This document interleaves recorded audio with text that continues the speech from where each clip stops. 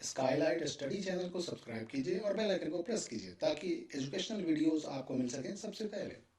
स्वागत है दोस्तों स्काईलाइट स्टडी चैनल पर। यहाँ हम सीखते हैं मैथ, सोशल साइंस, विज्ञान और जीके के बहुत सारे टिप्स एंड ट्रिक्स।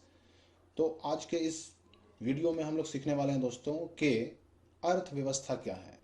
जी हाँ, अर्थशास्त्र का, इकोनॉमिक्स का एक बहुत ही अच्छा सवाल, एक अच्छा टॉपिक कि अर्थव्यवस्था क्या है या अर्थव्यवस्था किसे कहते हैं, इकोनॉमी किसे कहते हैं, व्हाट इज इकोनॉमी।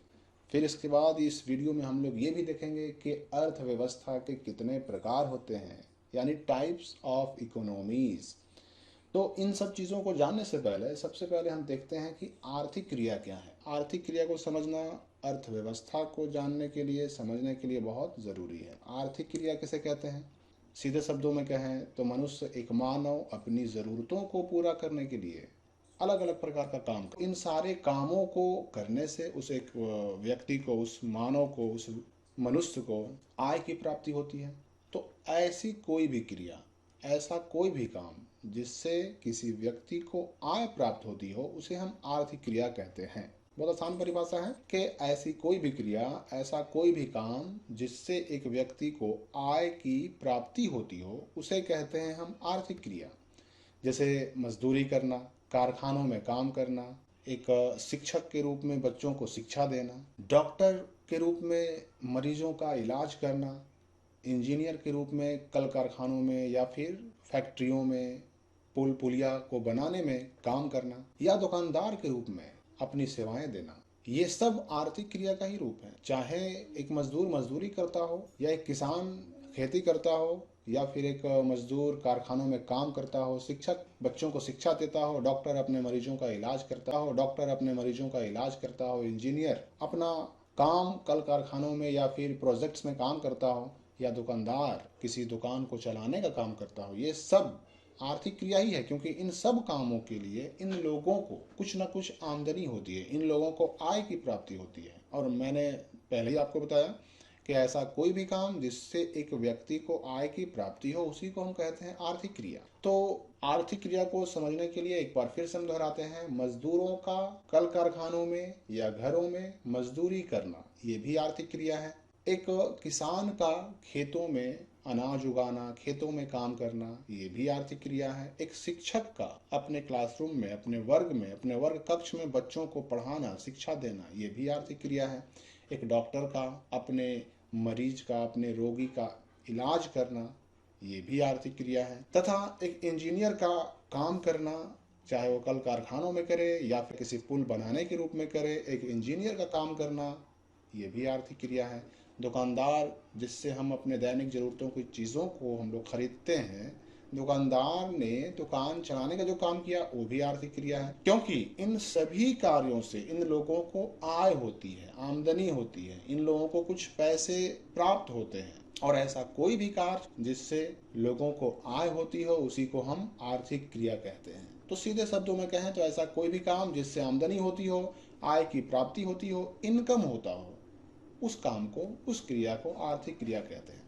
चलिए आगे बढ़ते हैं और देखते हैं कि अब अर्थव्यवस्था क्या है, इकोनॉमी क्या है। तो अर्थव्यवस्था एक ऐसे संगठन या एक ऐसी व्यवस्था को कहते हैं जिसके अंतर्गत समाज के सभी सदस्य, सभी लोग अपने आर्थिक क्रियाकलापों द्वारा, अपने अलग अलग कामों द्वारा अपना अपना रोजगार, यानी अपने जीवन को चलाने के लिए, अपने जीवन को चलाने के लिए, अपने जीवन को चलाने के लिए, अपने आवश्यकताओं की पूर्ति के लिए धन पैदा करते हैं, धन कमाते हैं। तो अर्थव्यवस्था को अगर हम आसान शब्दों में कहें, अर्थव्यवस्था जीवन यापन के लिए अपनाई गई आर्थिक व्यवस्था है। या अगर संक्षेप में कहें तो सभी प्रकार की आर्थिक क्रियाओं का योग। इससे पहले हमने अभी चर्चा किया था कि किसानों का, मजदूरों का, इंजीनियर का, डॉक्टर का, शिक्षक का, वकील का, ये इन सब लोगों का अपना अपना काम करना आर्थिक क्रिया है। तो इन सभी प्रकार की आर्थिक क्रियाओं को अगर हम संयुक्त रूप से कहें तो वही है अर्थव्यवस्था, वही है इकोनॉमी। यानी सभी लोग जितने प्रकार का काम करते हैं, उन सारे कामों को संयुक्त रूप से हम इकोनॉमी या अर्थव्यवस्था कह सकते हैं। अब देखते हैं कि अर्थव्यवस्था के प्रकार कितने हैं। अर्थव्यवस्था को मुख्य रूप से तीन भागों में बांटा गया है। इसके तीन प्रकार हैं, जिसमें सबसे पहला है पूंजीवादी अर्थव्यवस्था, दूसरा है समाजवादी अर्थव्यवस्था जिसको हम सोशलिस्टिक इकोनॉमी कह सकते हैं, तीसरा है मिश्रित अर्थव्यवस्था, मिक्स्ड इकोनॉमी कहते हैं। अब इन तीनों के बारे में थोड़ा सा हम जानेंगे, इनका थोड़ा सा हम अध्ययन करेंगे।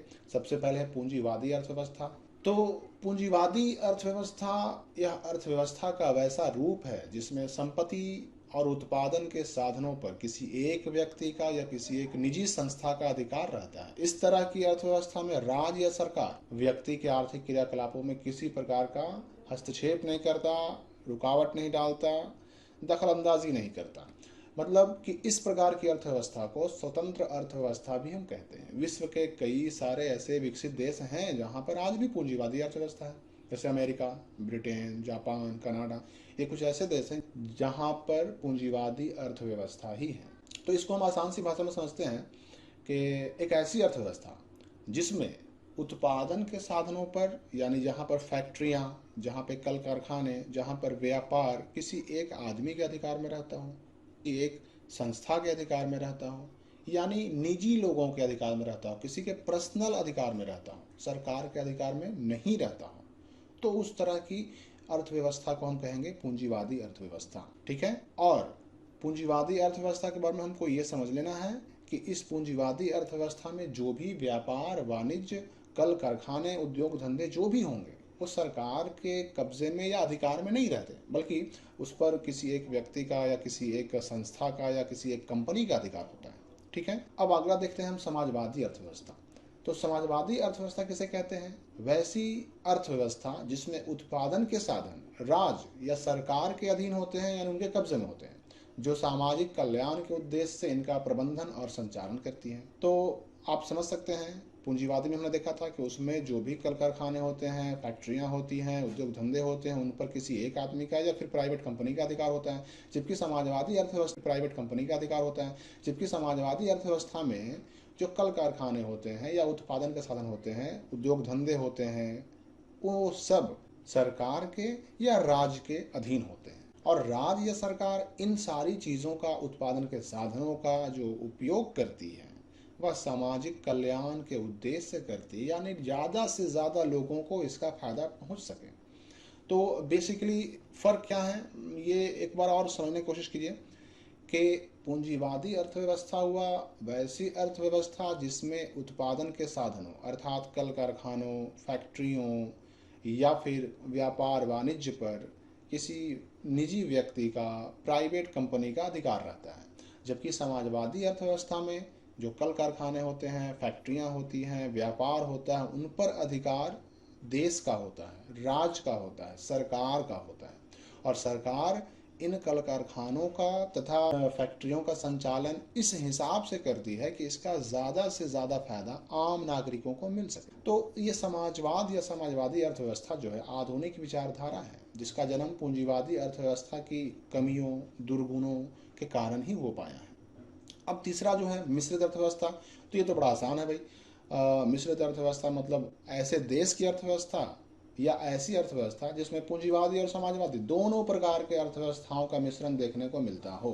मतलब जिस देश में प्राइवेट कंपनी भी हो और सरकारी कंपनी भी हो, जिस देश में प्राइवेट कल कारखाने भी हों और सरकारी कल कारखाने भी हों, जिस देश में प्राइवेट फैक्ट्रियां भी हों। मिश्रित अर्थव्यवस्था किसे कहेंगे? तो मिश्रित अर्थव्यवस्था यानी ऐसी अर्थव्यवस्था जिसमें पूंजीवादी और समाजवादी दोनों प्रकार की अर्थव्यवस्थाओं का मिश्रण देखने को मिलता है, यानी दोनों प्रकार की अर्थव्यवस्थाओं का मिला जुला रूप जो है उसी को हम कहते हैं मिश्रित अर्थव्यवस्था। जैसे भारत की अर्थव्यवस्था, अब इसमें क्या होता है मिश्रित अर्थव्यवस्था में कि इसमें कंपनियां सरकारी भी होती हैं, प्राइवेट भी होती हैं, इसमें कल कारखाने सरकारी भी होती हैं, प्राइवेट भी होती हैं, और यही नहीं, इसमें उद्योग धंधे प्राइवेट भी होते हैं, सरकारी भी होते हैं।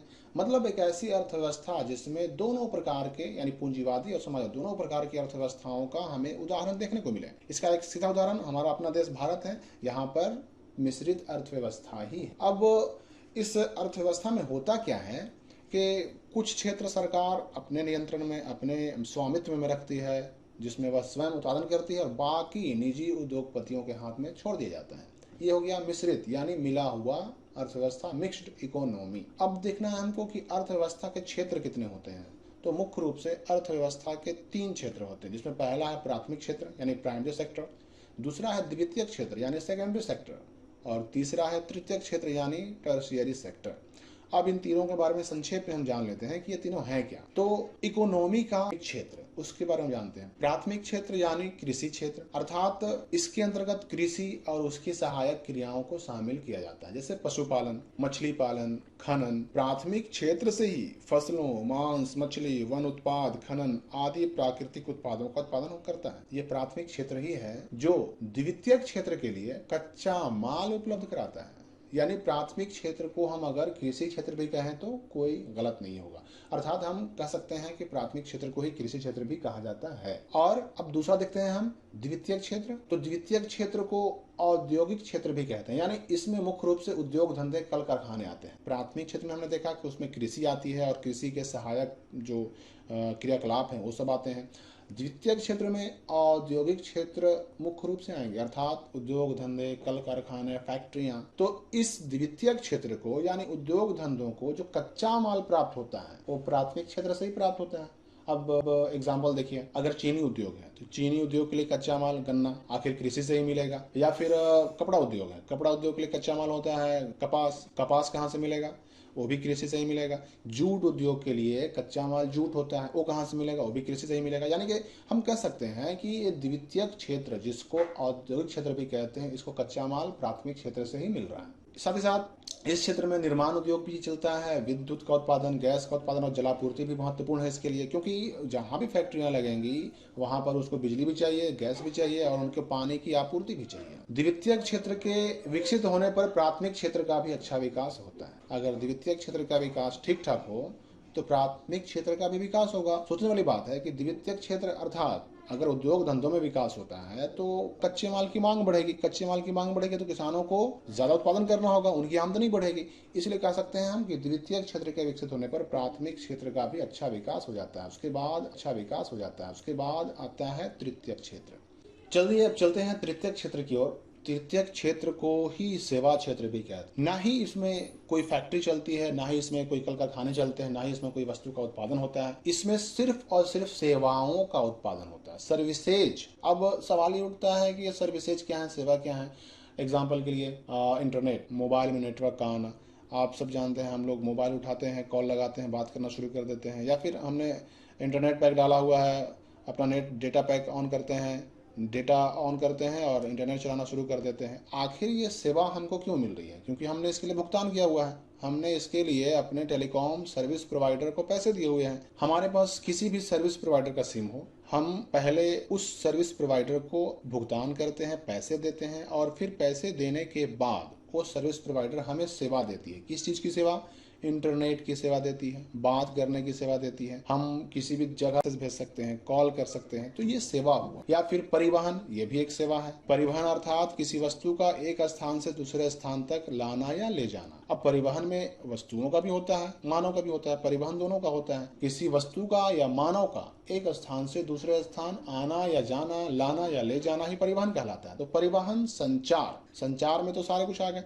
तो ये परिवहन, संचार वगैरह ये सब जो है सेवा क्षेत्र है। इसमें कोई नई चीज नहीं बनती, इसमें कोई नया वस्तु नहीं बनता, बल्कि इसमें सिर्फ और सिर्फ सेवाएं मिलती हैं लोगों को, इसमें लोगों को सर्विसेज मिलती हैं। तो मुख्य रूप से इसमें परिवहन आता है, संचार आता है, भंडारण यानी किसी चीज को स्टोर करना, जमा करना, व्यापार आता है, बैंकिंग, ये बैंकिंग सेक्टर जो आप देखते हैं, बैंक वगैरह हमारे यहाँ जो भी हैं, जहाँ हम खाते खुलवाते हैं, अपने पैसों को सुरक्षित जमा करते हैं, ये भी एक तरह की सेवा है। तो ये इकोनॉमी का तृतीयक क्षेत्र हुआ, थर्ड सेक्टर हो गया, यानी जिसको हमने सेवा क्षेत्र का नाम दिया है। तृतीयक क्षेत्र को ही हम सेवा क्षेत्र भी, तृतीयक क्षेत्र को ही हम सेवा क्षेत्र भी कहते हैं। तो तृतीयक क्षेत्र का विकास होता है तो इसके विकास से प्राथमिक और द्वितीयक दोनों क्षेत्रों के उत्पादन क्षमता और कुशलता भी बहुत बढ़ जाती है। तो ये था दोस्तों अर्थव्यवस्था और उससे जुड़ा हुआ बहुत ही महत्वपूर्ण चर्चा। हमने आज अर्थव्यवस्था के बारे में और साथ ही साथ उसके प्रकारों के बारे में, अर्थव्यवस्था के क्षेत्रों के बारे में काफी गहन अध्ययन किया।